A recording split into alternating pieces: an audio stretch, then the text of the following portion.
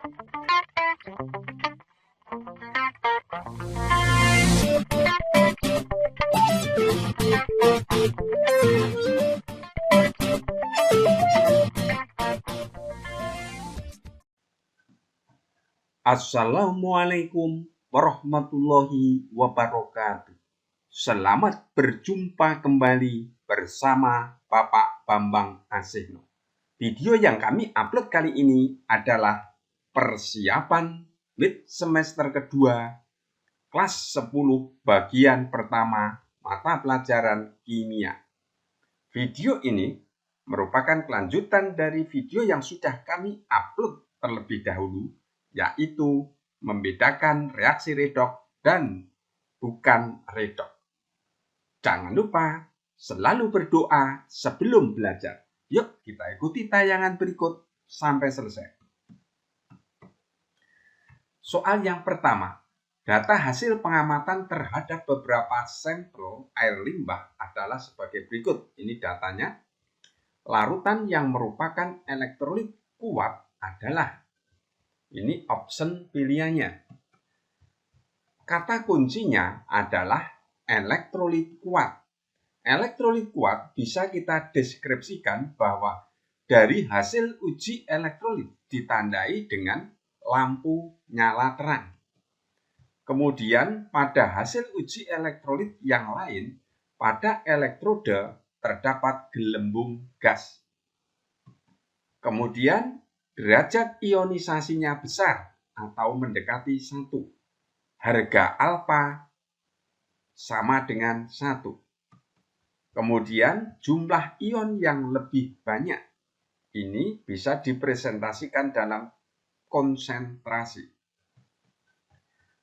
Pada tabel ini, maka di sini nyala terang. Kemudian ada gelembung gas serta alfanya besar. Nomor 1 dan nomor 4. Ini terang, ada gelembung gas, alfanya 0,95. Ini yang nomor 1, 0,87. Sehingga jawabannya adalah B. Lanjut. Jangan lupa klik subscribe. Soal berikutnya. Larutan elektrolit dapat menghantarkan listrik karena, ini option pilihannya. Kita lihat bahwa sifat daya hantar listrik pada larutan elektrolit itu disebabkan karena zat elektrolit dilarutkan ke dalam air akan terionisasi menjadi ion positif dan ion negatif. Sehingga zat elektrolit itu dapat berupa senyawa ion atau senyawa kovalen.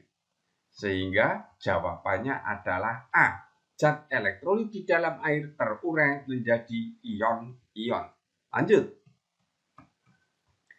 Perhatikan gambar pengujian daya hantar listrik beberapa larutan berikut. Ini gambarnya 1-5. Larutan yang bersifat non-elektrolit dan elektrolit lemah berturut-turut adalah, ini option pilihannya. Kata kuncinya adalah non-elektrolit dan elektrolit lemah. Suatu percobaan uji elektrolit, maka gejala yang dapat diamati pada uji elektrolit adalah, ini bagian yang diamati. Seandainya lampunya itu menyala, kemudian elektrodenya ada gelembung gas, maka kesimpulannya larutan elektrolit kuat. Artinya daya hantar listriknya baik atau kuat. Jika lampu tidak menyala, elektrodenya ada gelembung gas, maka kesimpulannya elektrolit lemah. Daya hantar listriknya lemah. Jika lampunya redup, elektrodenya ada gelembung gas sedikit, ya, kesimpulannya elektrolit lemah. Artinya daya hantar listriknya juga lemah. Jika lampunya tidak menyala, elektrode tidak ada gelembung gas, kesimpulannya non-elektrolit. Daya hantar listriknya tidak ada atau jelek. Inilah yang mendasari teori kita. Sekarang kita lihat percobaan pertama. Ini lampunya menyala. Elektrode ada gelembung gas. Kesimpulannya, percobaan pertama termasuk elektrolit kuat. Percobaan kedua, lampu ini tidak menyala. Elektrode ada gelembung gas lingkaran kecil ini. Kesimpulannya, percobaan nomor 2 termasuk elektrolit lemah. Percobaan yang ketiga, lampu tidak menyala. Elektroda tidak ada gelembung gas. Maka percobaan nomor 3 non-elektrolit. Percobaan yang keempat, ini lampu tidak menyala. Elektroda ada gelembung gas. Maka percobaan nomor 4 elektrolit lemah. Percobaan yang kelima, lampu menyala, kemudian elektroda ini ada banyak gelembung gas. Maka nomor 5 adalah elektrolit kuat. Kesimpulannya, non-elektrolit itu adalah nomor 3, elektrolit lemah adalah nomor 4. Berarti jawabannya adalah C. Lanjut. Jangan lupa klik subscribe. Garam dapur atau NaCl jika dilarutkan ke dalam air akan menjadi larutan elektrolit karena ini option pilihannya. Garam dapur NaCl terionisasi menjadi NaCl menjadi ion Na+ positif dan ion Cl negatif. Adanya ion Na+ dan Cl- dapat menghantarkan listrik. Sehingga jawabannya adalah B. Terurai menjadi ion Na positif dan ion Cl-. Karena di sini larutan elektrolit berarti mengantarkan arus listrik. Lanjut. Persamaan reaksi ionisasi di bawah ini bersifat elektrolit yang benar. Adalah ini option pilihan A sampai E.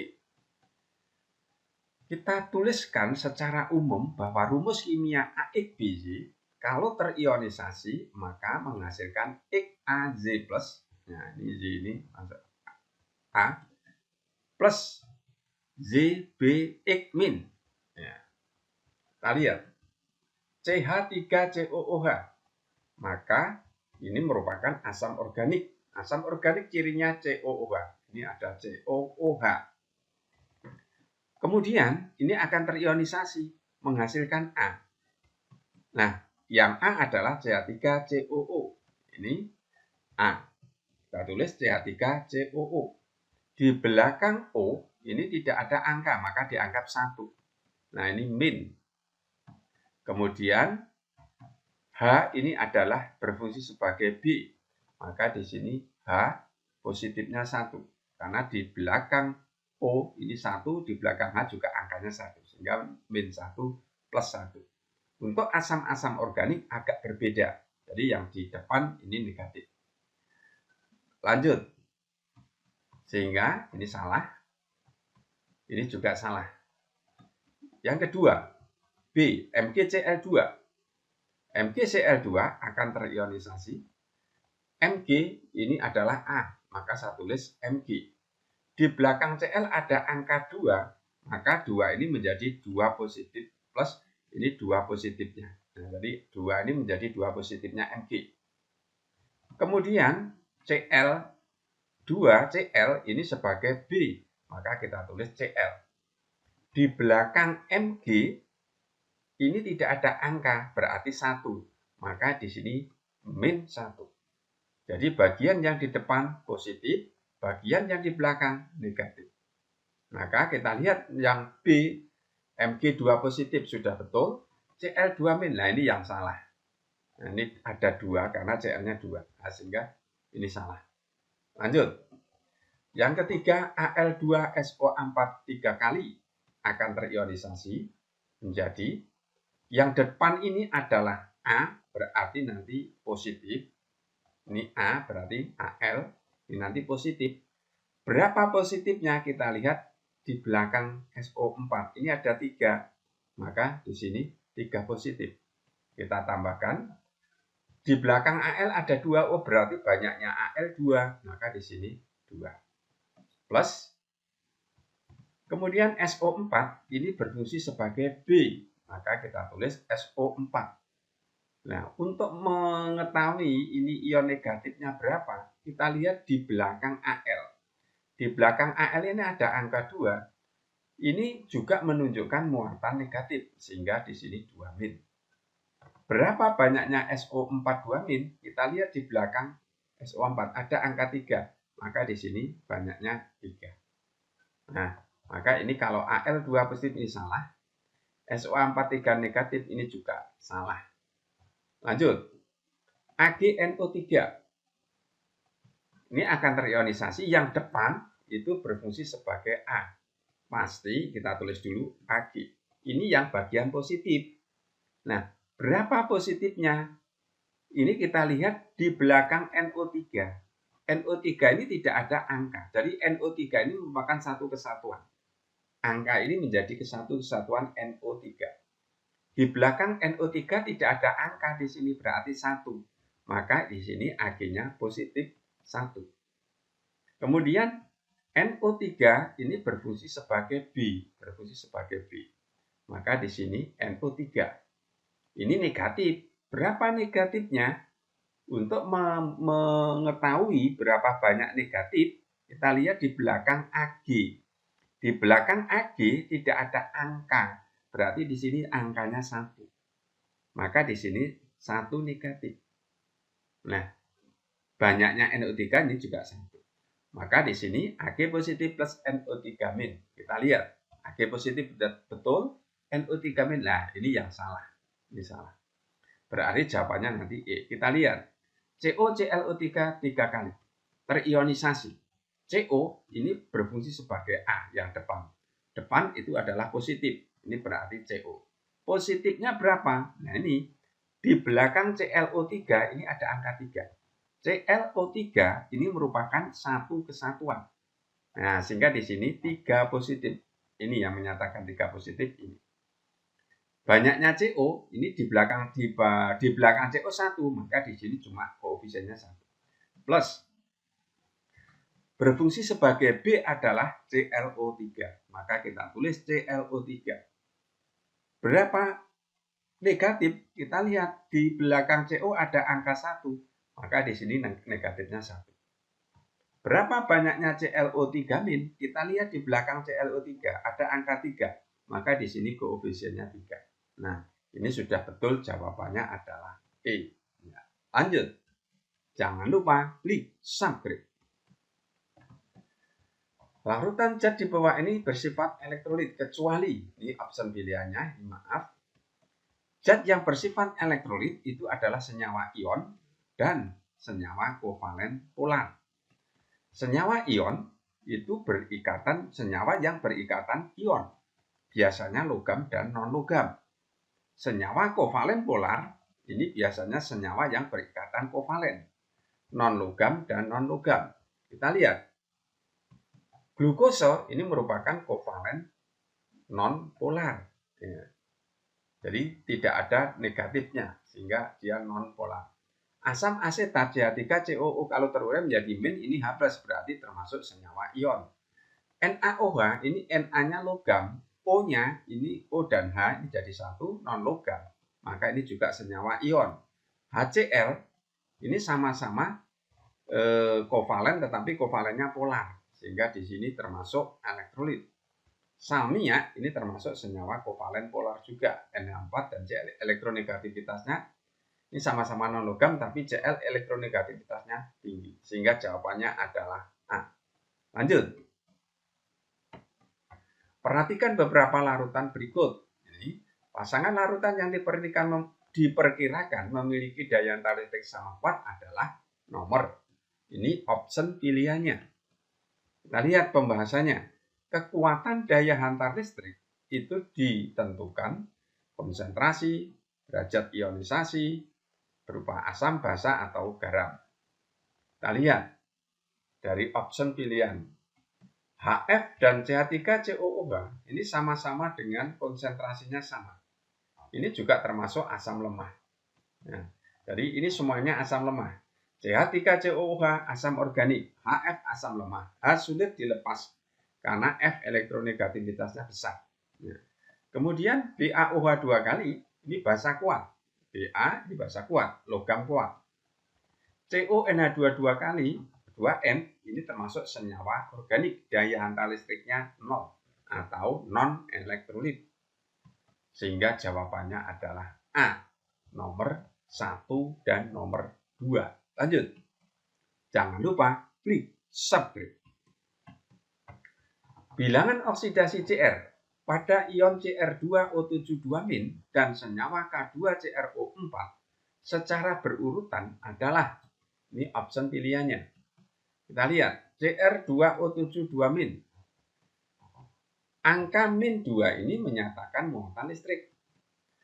Sama dengan min 2. Kemudian Cr, ini saya anggap bilangan oksidasinya Cr itu Z, maka ini 2 kali Z, 2Z. Maka O itu min 2, min 2 kali 7, maka ini min 14. Angka 2Y dan min 14 ini dijumlahkan dan sama dengan min 2. Sehingga bisa kita lihat, ini min 2 dari mana? Dari muatan listrik ini. Maka ini hasilnya Z sama dengan bilangan oksidasi Cr sama dengan positif 6. Sehingga bilangan oksidasi Cr positif 6. Sekarang K2CrO4. Ini muatan listriknya tidak tertulis. Jadi bilangan oksidasi KCrO4 sama dengan 0. Bilangan oksidasinya ada 2 atom K, maka 2 bilangan oksidasi K. Ini cara lain menghitungnya.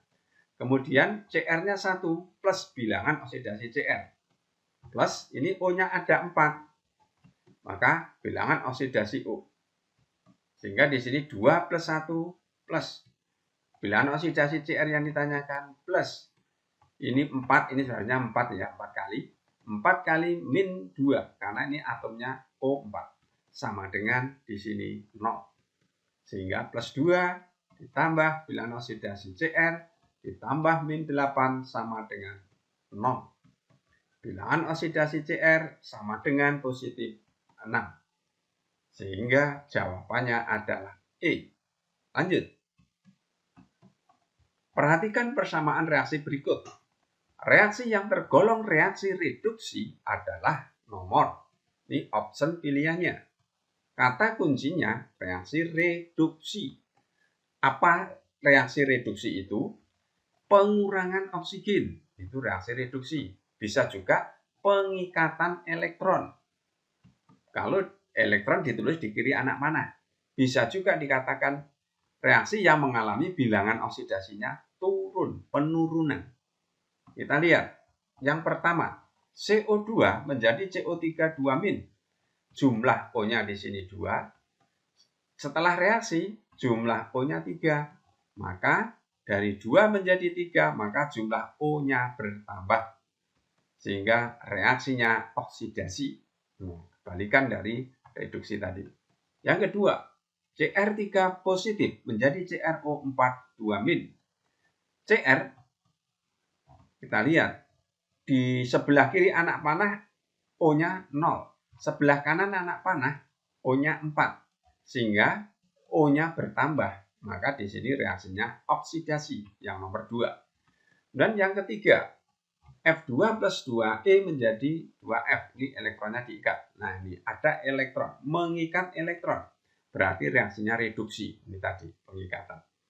Jadi reaksi reduksi ditinjau dari oksigen, dari elektron, dari bilangan oksidasi. Yang keempat, S4O2- ini plus 2 elektron lagi. Nah, ini ada 2 elektron.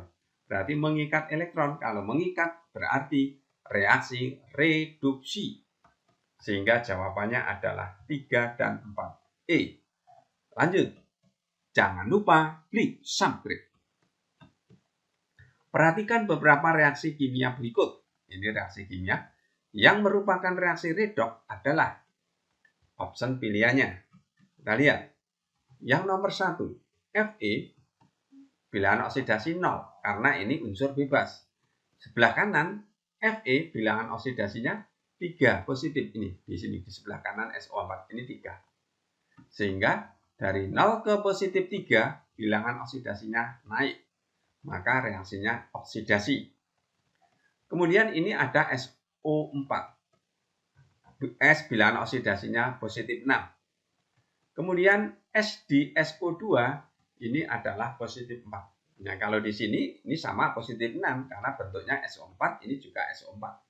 Sehingga dari plus 6 menjadi plus 4, bilangan oksidasi S turun. Maka ini reduksi. Kesimpulannya, reaksi pertama reaksi redoks karena ada oksidasi dan ada reduksi. Yang kedua, reaksi yang kedua. Kita lihat, K ini golongan 1A, maka bilangan oksidasinya positif 1. K ini juga sama, positif 1. Bilangan oksidasi K tetap. NO3 di kiri dan di kanan bentuknya sama. Maka bentuk NO3 tetap, artinya bilangan oksidasi N dan O tetap. Bilangan oksidasi H ini juga tetap positif 1. Sehingga bukan redoks karena tidak ada reduksi dan oksidasi. Lanjut. Nomor 3, Ca2 positif dan seterusnya menjadi CaCO3. Ca, bilangan oksidasinya positif 2 karena ini muatan listriknya positif 2. Di sini Ca, bilangan oksidasinya juga positif 2. Bilangan oksidasi Ca tetap. CO3, di sini juga ada CO3. Maka bilangan bentuk CO3-nya tetap, bilangan oksidasi C dan O tetap. Artinya termasuk bukan redoks karena tidak ada reduksi dan oksidasi atau bilangan oksidasinya tetap. Keempat, Fe plus O2 menjadi Fe2O3. Fe bilangan oksidasinya 0 karena ini unsur bebas. Fe di sini bilangan oksidasinya plus 3. Ini angka 3 ini menunjukkan bilangan oksidasi Fe. Perubahan bilangan oksidasi dari 0 ke positif 3 ini naik, maka oksidasi. Bilangan oksidasi O pada O2 0 karena ini unsur bebas. Bilangan oksidasi O pada Fe2O3 adalah positif 2, min 2 maksud saya. Ini angka 2 ini. Sehingga dari 0 ke min 2 bilangan oksidasinya turun. Maka ini reduksi. Karena ada oksidasi, ada reduksi, maka reaksi yang keempat termasuk reaksi redoks. Yang kelima, P bilangan oksidasinya positif 5. Ini angka 5 ini. P di sebelah kanan ini juga dihitung positif 5. Nah, ini min 8, ini positif 3, ini positif 5. Bilangan oksidasi P tetap, yaitu positif 5 semua. Bilangan oksidasi O juga tetap min 2. H juga tetap plus 1. Sehingga termasuk bukan redoks. Sehingga yang termasuk reaksi redoks adalah ini 1 dan 4. Jawabannya D. Lanjut.